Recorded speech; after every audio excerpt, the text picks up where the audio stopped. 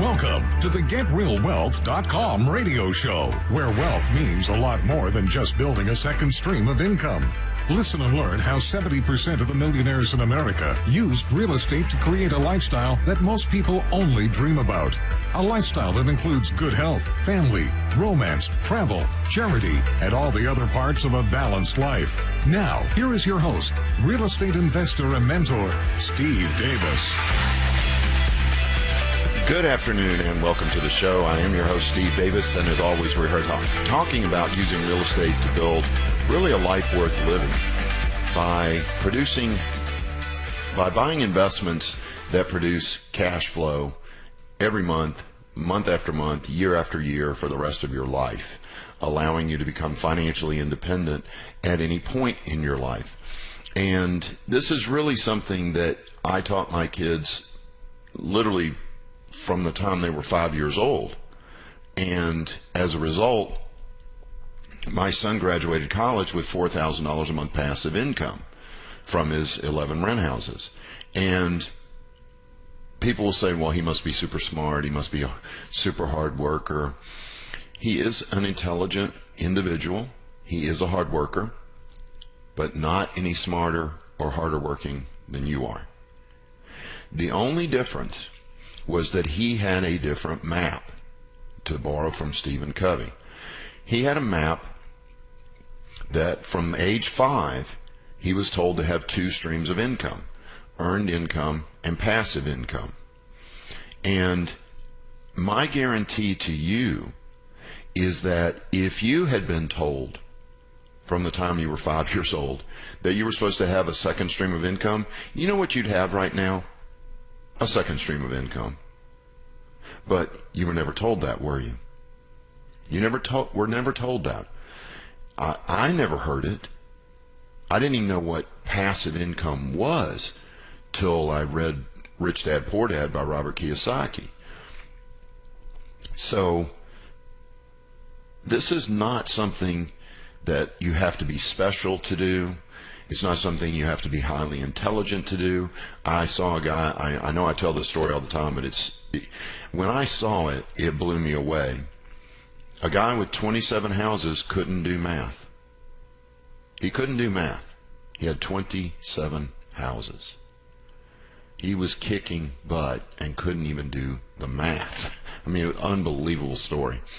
And that inspired me to feel like if he can do it, then certainly I can do it, because I can add, subtract, multiply, and divide. So I don't want any of you thinking this is something that's beyond you for any reason. You think you're not smart enough, think you don't work hard enough, or whatever negativity you say. It's BS. It's not true. Anybody can do this. It takes a lot of effort. It takes a lot of I don't even know if the word hard is correct. It takes a lot of work, but it's so worth it to reach that point where, as Tony Robbins talks about success, it's the ability to do what you want, when you want, where you want, with whom you want, as often as you want. That type of lifestyle, I wouldn't trade it for anything in the world. Yeah, I struggled at the beginning. Yes, it was scary. Yes, I had self-doubt, massive self-doubt. But I kept plugging away. And one of the things, which we're going to talk about today, that kept me motivated was that I continually read motivational material. I knew that my mind could either hold me back or propel me forward, because I saw people smarter than me, better looking than me, better built than me, failing. And I remember seeing people that I knew were much smarter than me failing, and it kind of made me think, well, if they can't do it, then maybe I can't do it. And that's just not the case at all. Because to do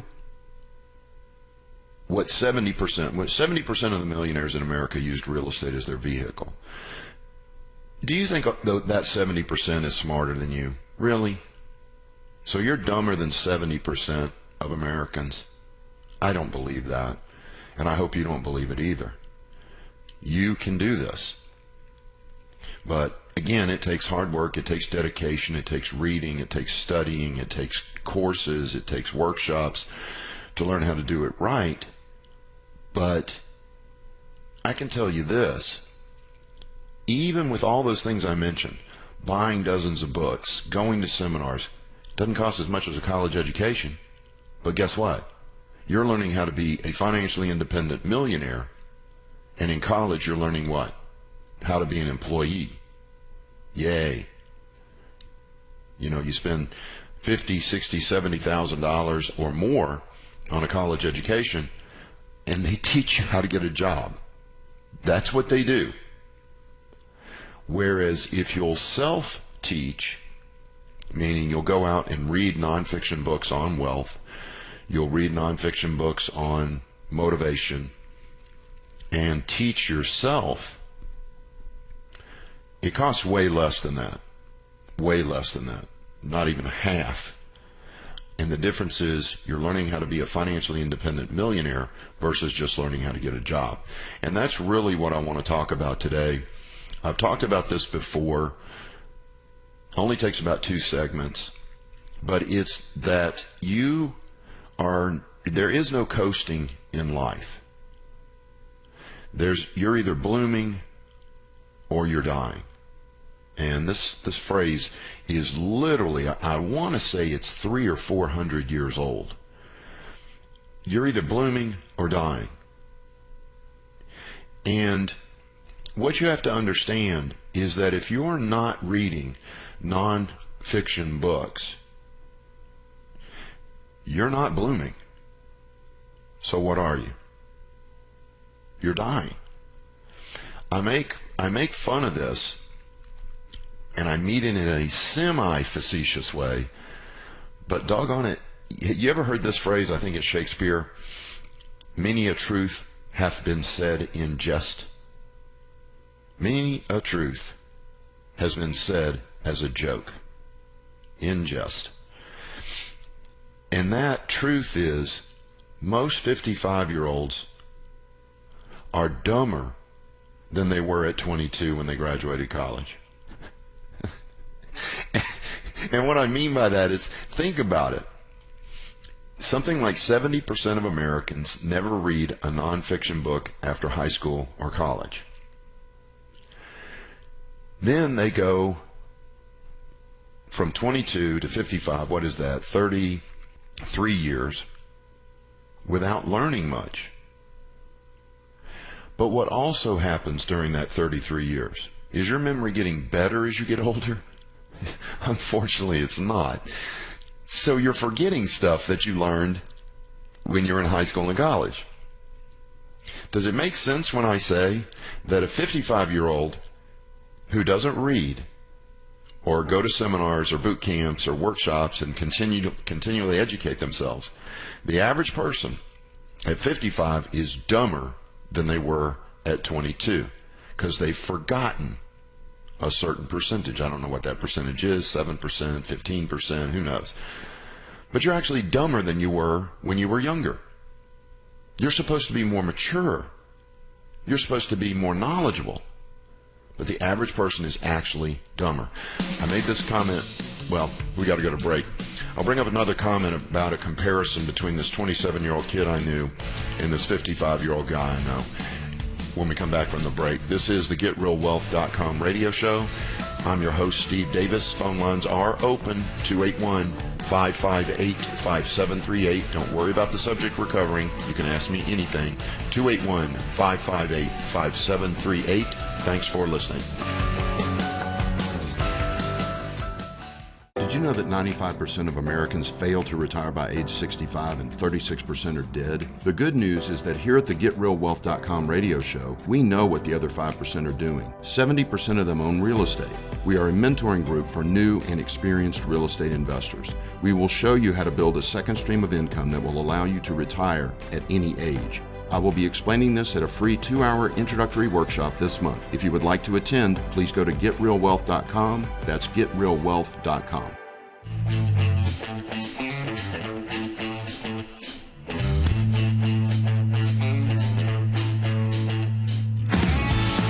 Welcome back to the GetRealWealth.com radio show. I'm your host, Steve Davis. Phone lines are open, 281-558-5738, 281-558-5738. Well, I've got a friend, and I've said this to him. I want to be very clear. This is not me talking behind his back. If he's listening to this radio show right now, he won't get offended. But I talked to him, and he's the same age as me, 55, known him forever. And he was complaining to me about his situation financially. And I talked to him about how many books he had read on finance, on money, building wealth, and so on. And of course, what answer did I get? None. So I just jabbed at him, and we had fun with it. We were literally laughing, drinking lemon drops, if you know what those are. It's just vodka, lemon juice, and sugar, basically, shots. And we were just laughing, and I was telling him about all the books that I'd read, everything from Carlton Sheets to Robert Allen to Stephen Covey to Anthony Robbins, Ben Franklin, you name it. I was just going over all these books, and he was dumbfounded. He made a comment that was similar to one I had made at about 25. The reason I read so much is because at age 25 I had a mentor. His name was Dan, and I apologize, I can't think of his last name. But he called me into his office, and on his desk was a copy of Ben Franklin's autobiography. And I looked behind his desk, and he had shelving, and there were hundreds of books. And I literally thought that that was just to impress people. He let me know that he had read every one of those books, some of them multiple times. And then he picked up Ben Franklin's autobiography and kind of shook it at me. And I said, you're not in school anymore. You'd have thought I shot the guy. The look on his face. He said, "Are you kidding me? Life is school.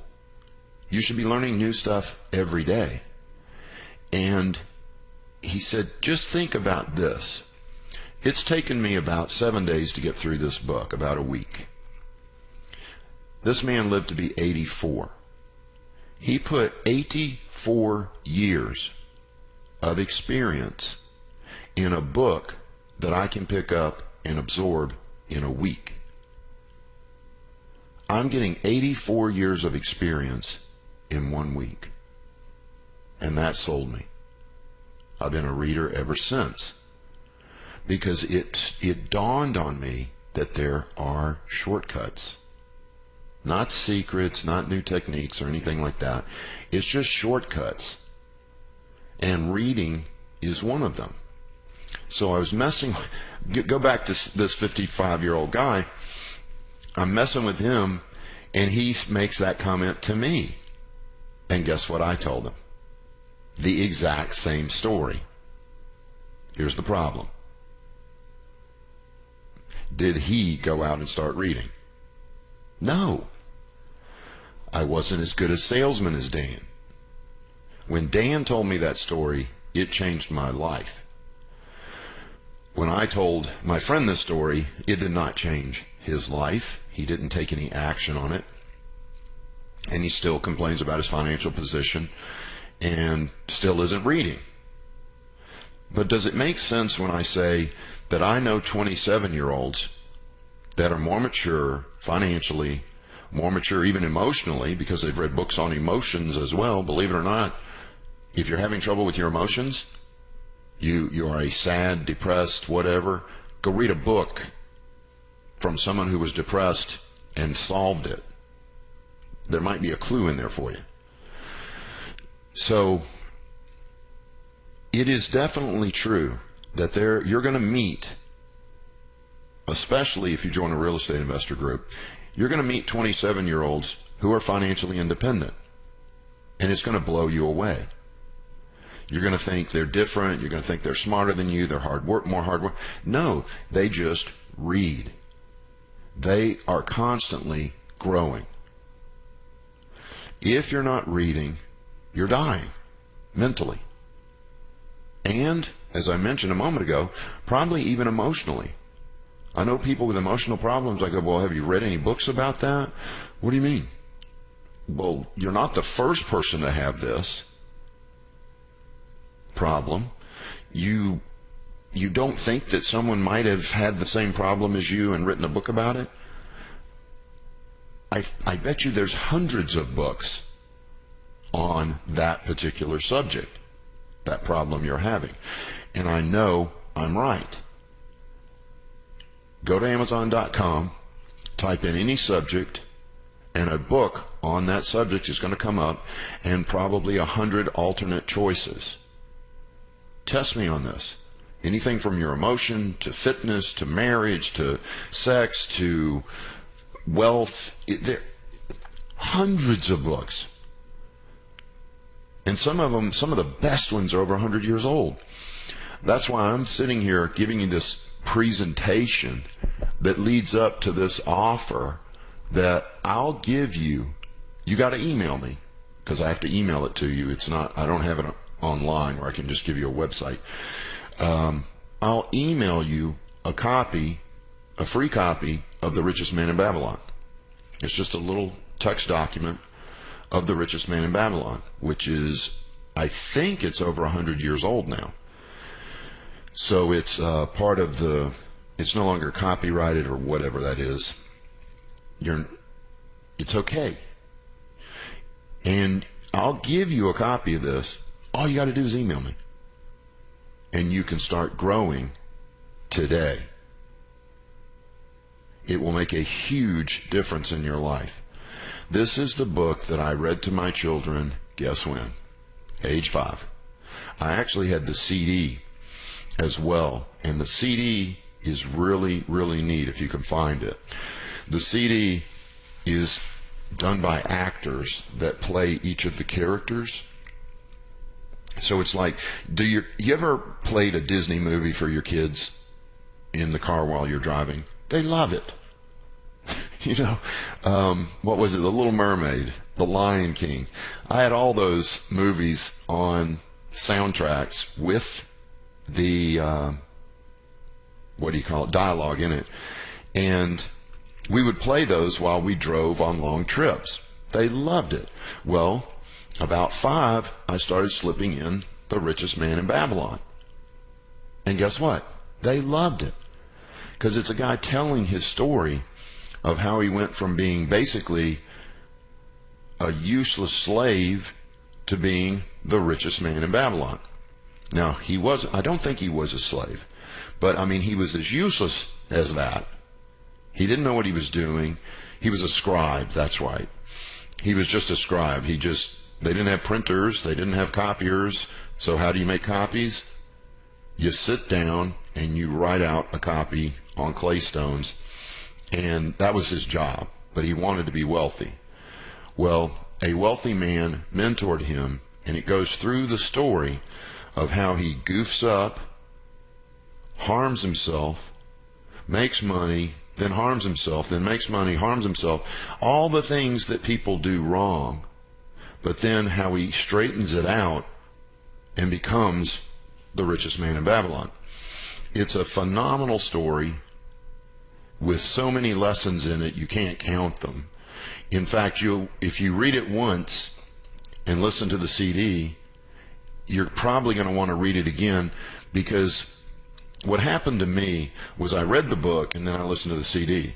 And I go, man, I don't remember that lesson from the book. So I went back and reread the book and went, oh man, I don't remember that lesson from the CD. Then I went back and listened to the CD until I got as many of the lessons as I could. I'm sure I missed something, but it's unbelievable how life-changing that book is financially. It's also got stuff about family and fun and travel and enjoying life, but it's probably the best financial book that I've ever read, and I'll give it to you for free. Email me, just ask for the book. It's asksteve@getrealwealth.com. Your name will not be put on a list. You will not receive any other emails from me unless you request it. We don't put you on a list and start emailing you to try and get you to come to our workshop. It's just for the book. Email me. It's asksteve@getrealwealth.com.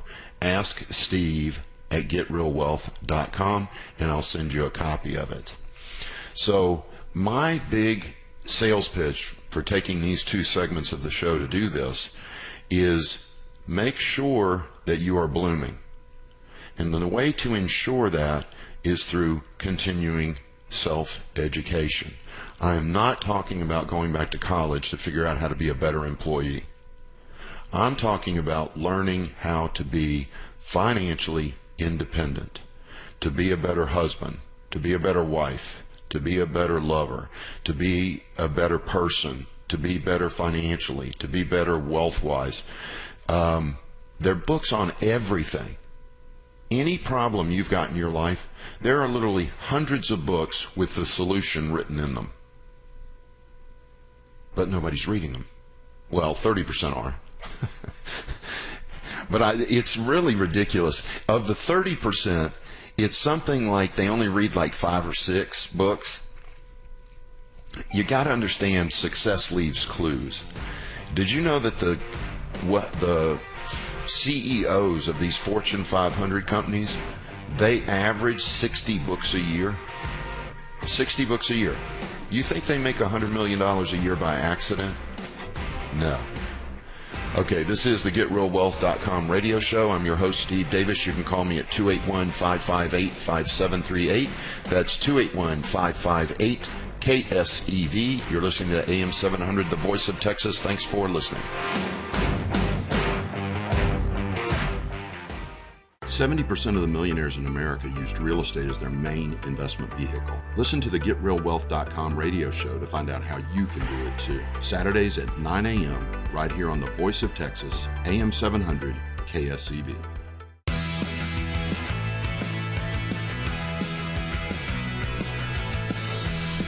Welcome back to the GetRealWealth.com radio show. I'm your host, Steve Davis. A bunch of you have emailed me. I will get those books emailed out immediately after the show. I may do some during the break, but I got one good email question that I think is very important from another guy named Steve. He said, do you have a recommended reading list available?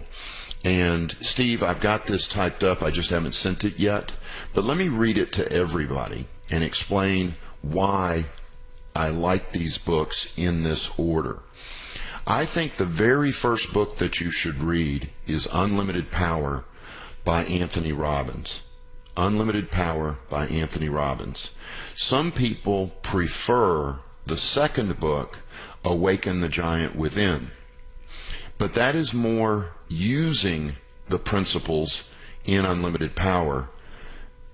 I think you should read both of them eventually, but I think you should read Unlimited Power by Anthony Robbins because that teaches you to control your brain and emotions. Your brain and emotions. The second book I recommend is The 7 Habits of Highly Effective People by Dr. Stephen Covey. What this does, you've gotten control of your brain and emotions. What the 7 Habits does is gets control of your behaviors, your habits. What are you doing with your brain and your emotions?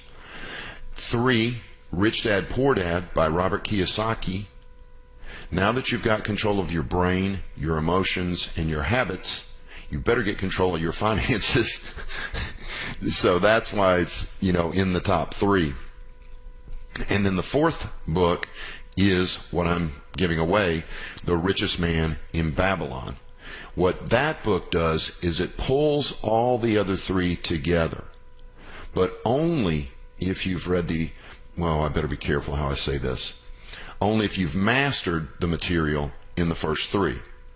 Now, some of you are going, well, why are you giving us Richest Man in Babylon first? Because it's public domain now. I can't give you these other 3 books. They're $20 or $30 a piece. Totally worth it. Totally worth it. Get these books: Unlimited Power, The 7 Habits of Highly Effective People, Rich Dad, Poor Dad. But that book, The Richest Man in Babylon, you see how the guy develops his habits of wealth. He gets control of his finances as such, ends up with a beautiful wife and wonderful children. It's just a great, it really pulls everything together. Now, are there other books that I recommend? Absolutely.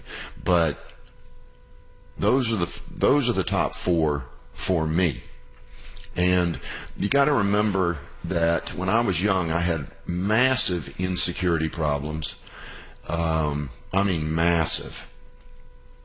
I don't even know what to say. It was so bad. So Unlimited Power changed my life because it got control of my emotions and my insecurities. Then when I read The 7 Habits, I got control of how I was behaving. And then Kiyosaki, Control of Your Finances, and so on. So yeah, those are the 4 books: Unlimited Power, 7 Habits of Highly Effective People, Rich Dad, Poor Dad, and The Richest Man in Babylon. So I credit all of my success in life, everything that I know, to the books that I've read and the men and women that have mentored me over the years. And that's the last point before we get into emails. Anthony Robbins makes this point. He says, who you are in 5 years will be a direct result of the people that you meet and the books that you read. If you're not meeting new people, if you're not reading, you will be the same, and I'd suggest dumber 5 years from now, because you will have forgotten some stuff. So you've got to constantly be replenishing it. Plus, what's your number one? Well, the number one combatant, apparently, for Alzheimer's is weightlifting. Don't ask me why. I read the article in multiple locations because I have Alzheimer's in my family, so I think about that quite a bit and study it. And progressive resistance, weight exercises, number one, preventative of Alzheimer's. And then the second is constant use, reading, puzzles, crosswords, keeping your mind as active as possible. And this does all that. So check those books out. That's as much as I'll say about that. Keep these emails coming in. If you want a free copy of The Richest Man in Babylon, just email me. It's asksteve@getrealwealth.com. asksteve@getrealwealth.com. All right, let's go to some other emails. This one is a difficult to answer. This is a Richard. He says, my income is all from rental income. Anyone know which bank can do refinance based on rental income? I have net rental income around $3,600 a month. So that's his cash flow, net rental income. Would like to refinance my primary and pull some equity out. Well, what they're going to look for, Richard, is 2 years of tax returns. So if you've owned your properties for a year and 1 day, that's 2 years tax returns. But that really doesn't work because they're looking to prove that you know how to manage the property, that you're a good business person, and they want to see that income proven. That's why it's a hard answer. And a lot of people will, well, there's no other way to put it than they don't report all their doggone income. they cheat on their taxes. That is shooting yourself in the foot. You think you're saving taxes, but you're really just a criminal, and you're killing yourself in your ability to make large chunks of money by using financing or leverage. So not only should you pay your taxes because it's the law, you should pay them so that you can build massive wealth with that provable income. You know, I see people mumble past it. They're like, well, I have a lot of deductions, so I don't show much income. That's code word for I lied on my tax return. That's been my past experience. Don't do that. You saved $20,000 in taxes and you lost $2 million in future income because you did that. Do not report everything. Pay your taxes. That way it's on your tax returns, and then the banks can give you millions and millions of dollars to go out and build wealth for yourself and your family. Millions and millions of dollars you're not going to get if you lie to the IRS, lie to the U.S. government, and don't report on your taxes. So, wow, I got way off on base on that one. But that's what you've got to do. You've got to show them those 2 years of tax returns, Richard. I've seen people get by with one, including myself, but that was because I had other income the previous years from other real estate endeavors. So I still had over 2 years of tax returns. It just wasn't all rental income. It was wholesaling and flipping. The bank goes, well, wholesaling, flipping, rental, it's all real estate. We're going to count that. And I was able to get a loan to buy a little apartment. So do that, Richard. Get those tax returns done. Get them turned into your bank. And I don't think you'll have any problem refinancing your primary to pull out some equity. And I also love that idea, Richard. That is a great idea. Okay, phone lines are open. 281-558-5738, 281-558-KSEV, or you're welcome to email me your questions. It's asksteve@getrealwealth.com, asksteve@getrealwealth.com. Okay, this is from another Steve. Prospective tenant has asked me to do some upgrades. What do I do?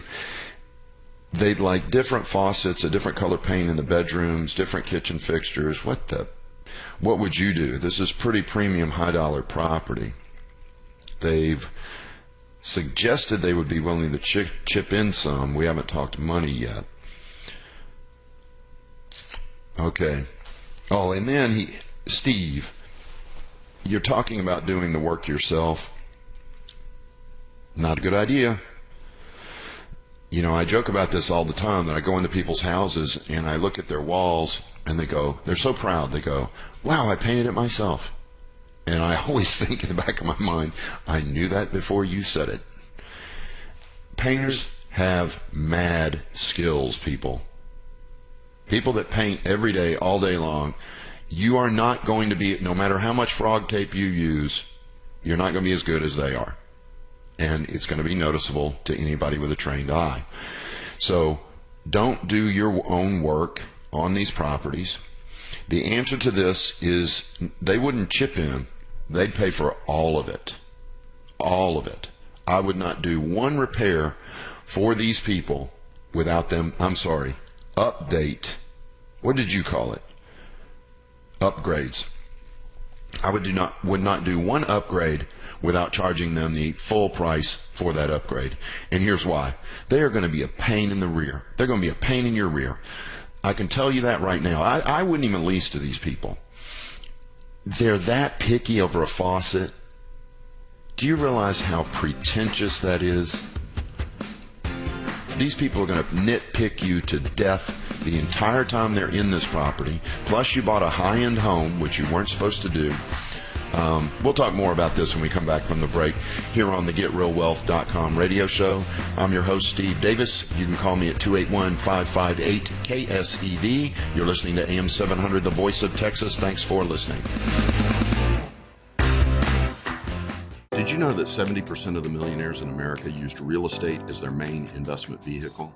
You can and should have some real estate in your portfolio. This is Steve Davis, host of the GetRealWealth.com radio show. Starting with bad credit and no money at age 27, I began investing in real estate. By 30, I was retired. I will be explaining this at a free 2-hour introductory workshop this month. If you would like to attend, go to GetRealWealth.com. That's GetRealWealth.com. Thank you for listening.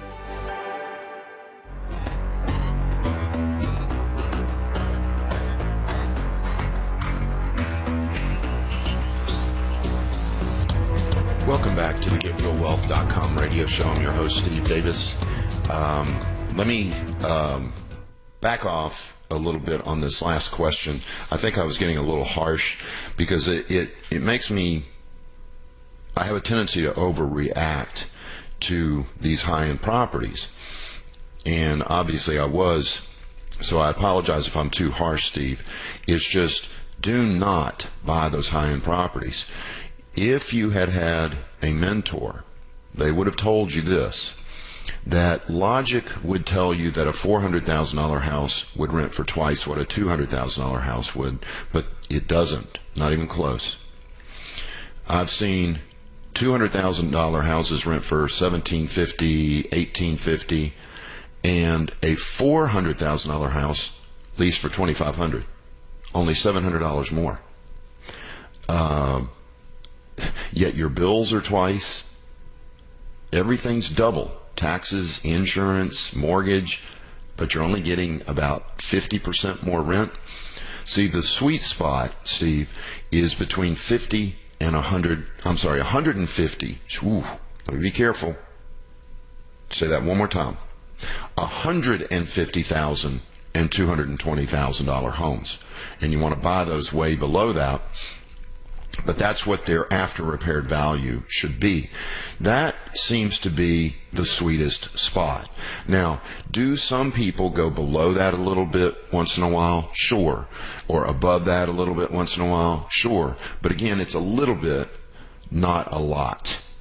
And the reason is you're experiencing it. When you got those high-end homes, you got people's egos involved. They think they're cool with their big fancy house and they want it to be perfect. And oh my gosh, you didn't use brushed nickel when you used brushed nickel when you should have used oiled whatever, you know. And it's just like, really?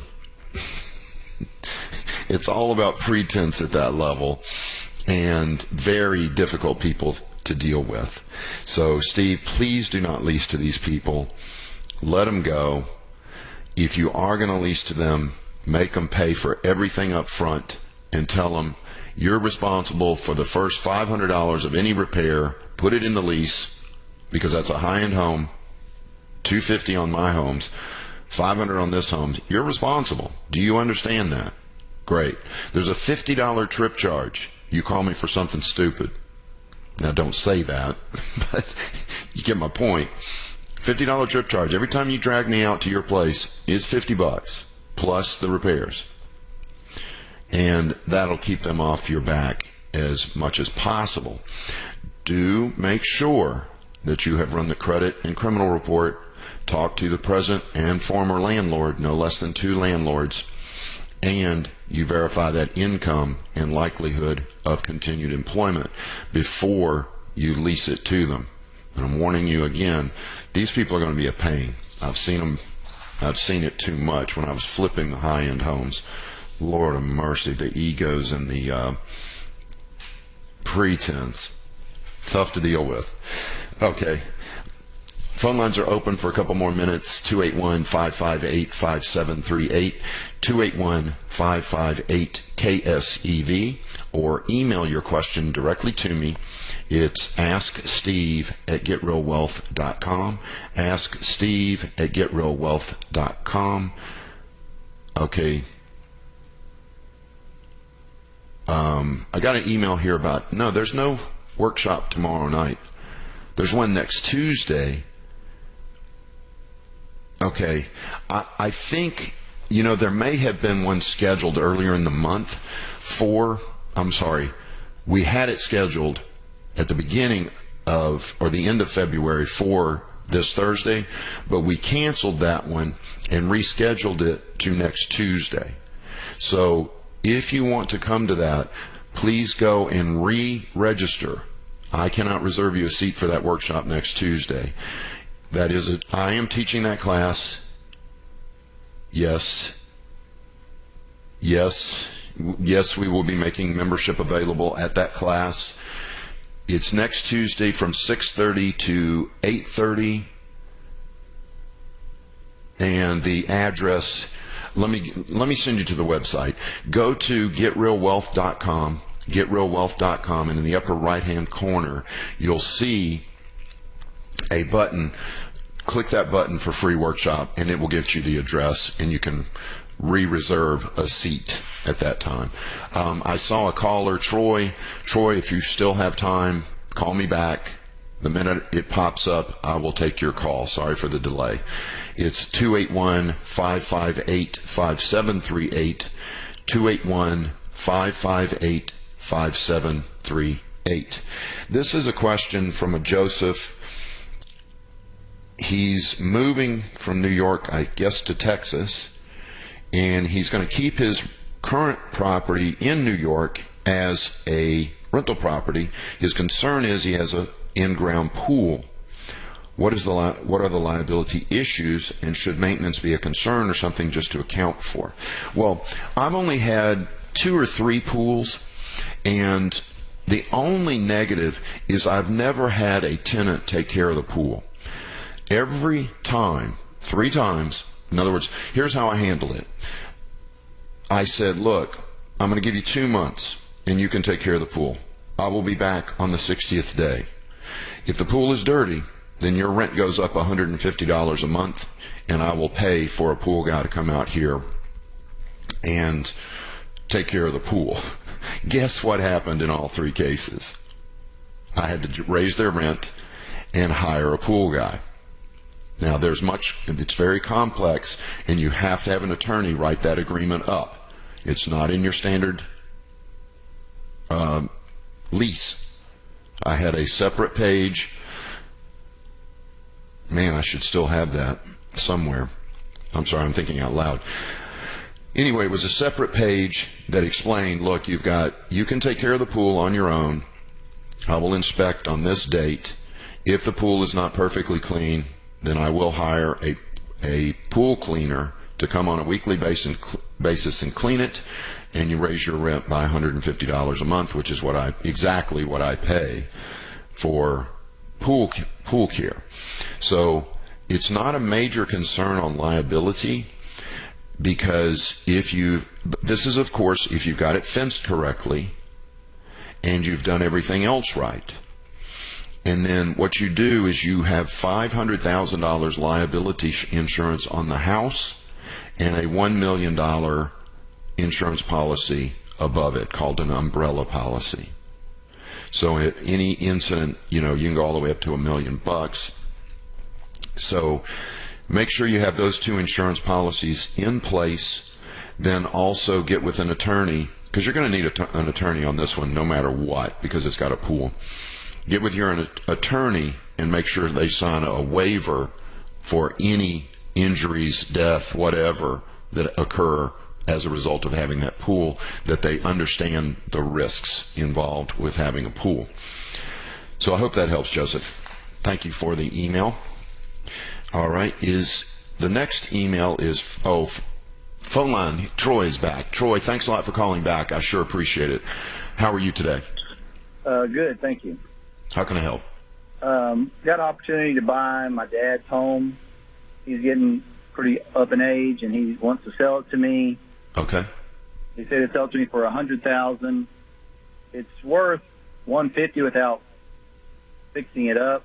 Okay. And then I thought if I fixed it up, I might get, $190. Wow. Okay. My point to you is, what do you think about that? Now, I'm renting myself, and I don't have a home. So Well, is this home someplace you would like to live? I would like to live there, but my wife wouldn't.